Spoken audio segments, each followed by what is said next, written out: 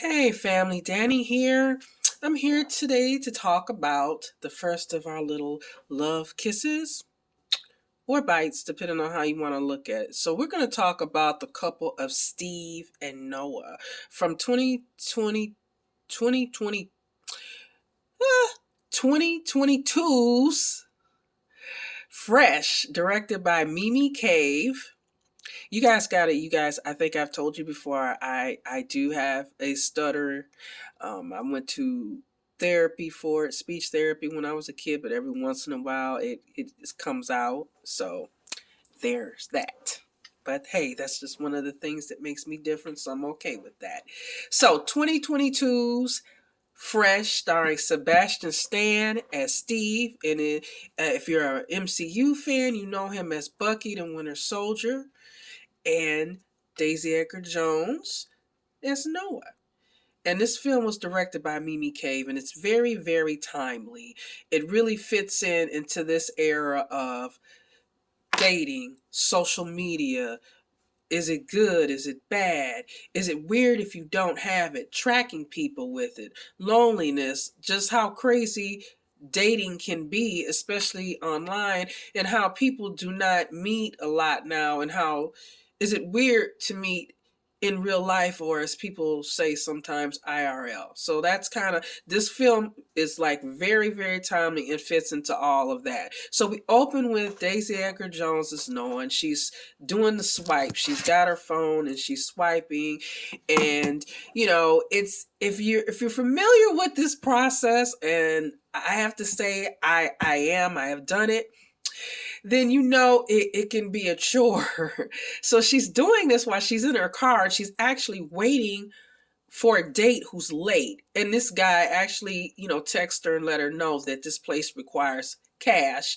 It's a cash only place. So, and he's already late. So he gets there, and they're in this Chinese restaurant, and he's just going on and on and on and on and on, and she's just sitting there, and you could just see, like, her mind. If you've ever been on a date and it's not going well, and it's like, it's like you feel like it's just crashing and burning, and you're just sitting there like, oh my gosh, when can I get out of this? How can I get out of this? I just want to go home and, I don't know, maybe watch Hellraiser for the 50th time, or play Quarry, or watch Death Note, or maybe a little Black Butler or something. Anything would be better than this. And then he starts going on. He looks at her and he just is kind of like, and she's like, what? And he's like, well, the modern woman, I don't know, back in our day, back in our parents' day, rather, women really took care of themselves. They had more pride in their appearance. I mean, now they just wear all these oversized clothes, and she's wearing a sweater, and it's like, and it swallows them up and everything. And he's like, well, you know what I mean. And she's like, yeah, yeah, and he's like, well, what I'm just saying is you look cute with a dress on. So she's like, okay, so this is just really. And so he's rude. He's rude to the waitress. And then, when it's time for the bill, he's like, you brought money, right? You brought cash. And so he says, well, I'm just going to take some of this home. So he takes everything home, his food and her food. And then of course, he continues to be a jerk. And so she has to walk back to her car. So, she gets home, and she's like, telling, she had been talking to her friend as she was waiting for this guy and everything. So we know she's got a friend. So, and she gets home, and she's like, right, kind of back on the app. And, and this is something that, again, if you have done this, this guy's profile had a picture of a dog on it, right? So she's like, oh, cute dog. What breed is it? So from that question goes to, like, what are you wearing? To some more sexually suggestive stuff, to him sending her a sexually explicit photo, which unfortunately, like I said, if you've ever done online dating, is not uncommon. So, she decides to put her clothes on, and then she goes to the grocery store. When she goes to the grocery store, this is where she runs into Sebastian Stan. as Steve. And so they have this little cute, interaction, and and he shares grapes with her, and he's like, "Oh, I live over here. I just like to hang out in the the fruit aisle." And it's this really cute exchange and everything. And so as he's turning to walk away, he's like, "Well, can I get your phone number? Because I want to tell my niece about this interaction, blah blah blah." And he makes a joke about it, and so she exchanges numbers with him. So the next day we meet her friend, and they're at kickboxing class, and so we're getting a picture of who Noa is, that she is a strong woman. She's got a full life. She's got a really cool friend. Her friend is really awesome, and they've got this really, she's kind of witty, and they've got this really sharp, this really sharp biting wit about her. And she's really caring for her. And so she's asking her questions, and she's like, you met this guy, you met him for real. And she seems to be, it's funny because there's more of a shock about meeting somebody in real life. Like Noah even says, I didn't know any people still met in real life. And that is something, if you're single and, as a single person, it is something most people, if you say you're single, the first thing they do is they say, get on the dating apps. I mean, people don't say, well, join a church or join a club or go here or go there. It's like everybody is meeting for better, for worse on these apps. So, she's telling her, about the guy and everything. And she's like, I might go for it, whatever. And so, she's walking one day and he texts her, and they wind up going out on a date. And her demeanor and her clothing is markedly different. So you see that this guy's words it seems like they had some kind of impact in the back of her mind, because she's wearing more makeup, her hair is like has a little lip to it, her clothing is different, and she and Steve is like very, very charming. He's a very charming guy, and she quickly feels comfortable with him. She's comfortable enough to tell him, I hate this dating thing, I hate this small talk thing, I don't like this process, I want to find somebody, but I just hate this. And she's like, I'm enjoying myself with you, but I just don't like this. So they wind up going back to her place. Things heat up. She talks to her friend about it, and then the next day, because she's excited, she's met this guy, she likes him, they're connecting, and her friend's like, okay, you got a picture. So she clicked a picture of him while he was sleeping. And then her friend, says, I think her name is Molly. She says, what about his social media? Because I want to stalk him. And this is another thing too. A lot of this is things like, questions to put out there to you guys. When you meet somebody, do you automatically see if they have social media, or do you ask them up front, or after you get to know them, do you check it later, like but she says no, he doesn't have it. And she's like, wait a minute, red flag, there's something shady about that. And and it's funny because a lot of people do feel that way. If a person doesn't have an Instagram or Twitter, or TikTok, it's like, that does give people, it's funny because everybody, we do live in a world with our people who aren't into that, who, don't feel comfortable with those platforms, or, don't like them, or maybe they, just, I don't know, maybe they tried them and they just thought they were toxic or whatever, but for whatever reason they don't. So she kind of thinks that's weird, but Noah's like, I'm feeling this guy, I'm not too worried about that. So Steve suggested they go away, and Molly's like, her friend's like, I don't know about that, but Noah's like, you know what, I'm feeling this guy, I will text you, I will let you know all the details, because I don't know for sure where we're going, but I will let you know when we get there. So they get there, and she's walking through his house, and she's like, well, wait a minute. She goes to text Molly, but there's no Wi-Fi. He's like, well, my Wi-Fi must be down again, but it'll get better. She's like, I'm gonna make you a martini. So he makes her this martini. He's like, I'm gonna, I got a special recipe here, right? And so she's like, what's in here? And he says something like cinnamon, and she's like, cinnamon? And she's like, I don't know, it doesn't taste like cinnamon. The next thing you know, she passes out.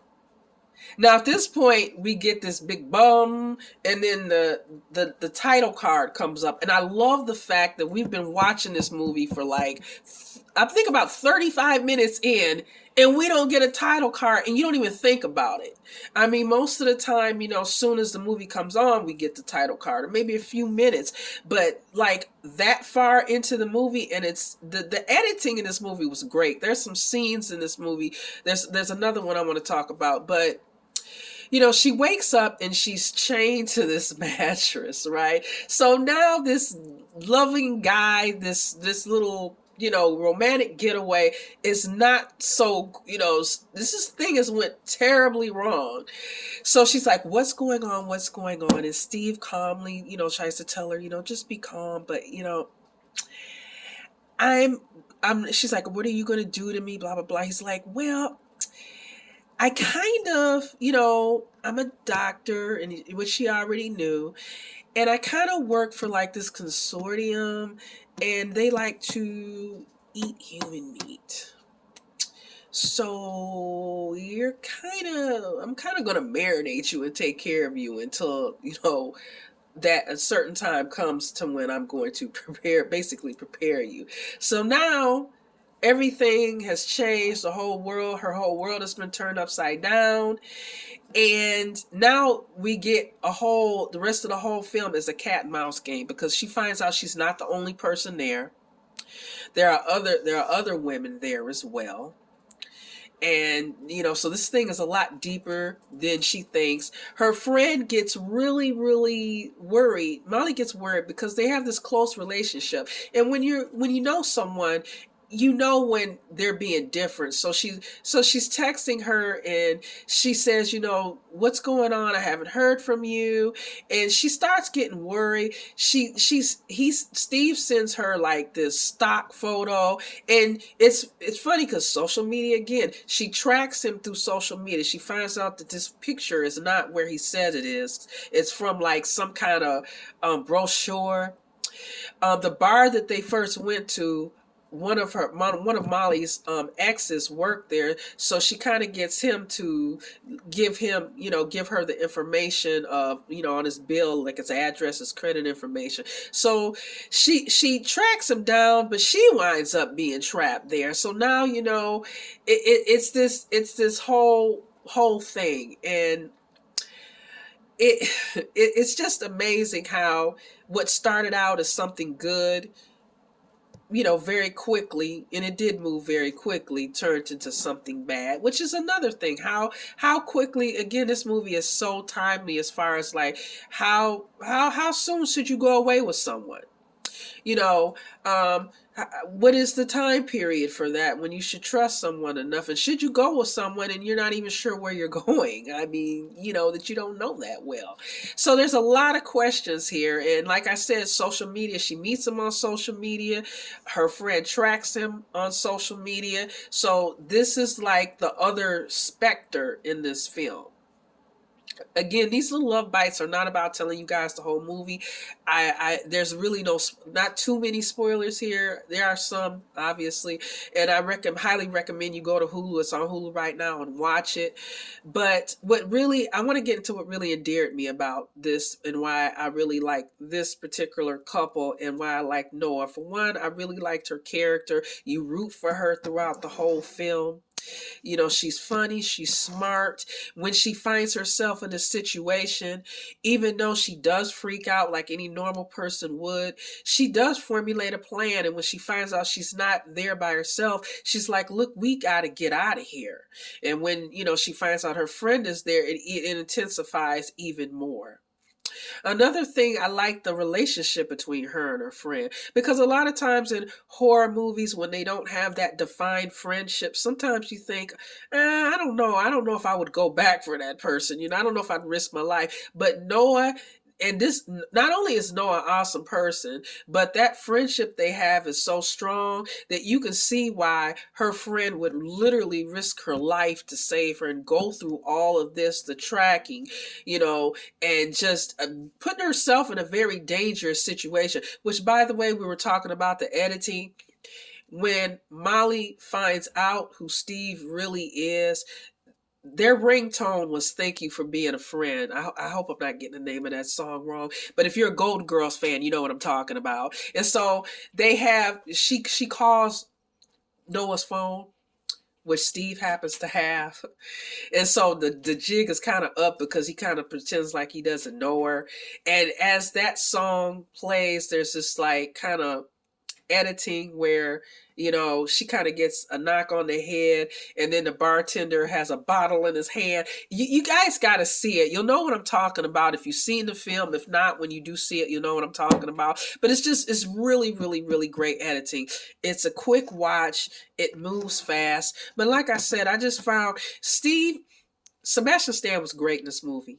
He's handsome. He's charming. You can see how his charm disarmed her, because she's not a person that you think of as a naive woman who would just fall for anything. But you can see how, you know, she felt comfortable enough to go with him. He makes it totally believable. I mean, this handsome doctor, intelligent, he just makes it believable. And like I said, her personality, Daisy Edgar-Jones, is awesome in this. And like I said, it's very timely. Whether you're single, you're not single, if you're living in this world, we all know how, you know, big of a specter social media is in our lives. You know, we all use it, utilize it, sometimes love it, sometimes hate it. And like I said, the whole dating thing, you know, if you're in that pool, if you've been in that pool in the last, I would say, at least 5 to 10 years, then you know what I'm talking about, and you can really relate to this film. So I strongly, strongly recommend it. And, you know, this is a couple that, you know, does not have obviously a happy ending, because this man is totally not who he says he is. But again, like I said, this is a film I would definitely recommend for you guys to watch. And I hope you enjoyed this. If you did, like and subscribe. And very soon we'll be looking at another couple. So stay tuned for that. And if you have any suggestions, feel free to put them in the comments, because horror is littered with, you know, all kinds of couples, from good to bad to ugly to almost. And we're going to be doing some good ones too. We're going to be doing some really, you know, nice, loving stories. There's some in horror, so we'll be covering that too. So hope you enjoyed. And as always, stay different. See you next time. Bye.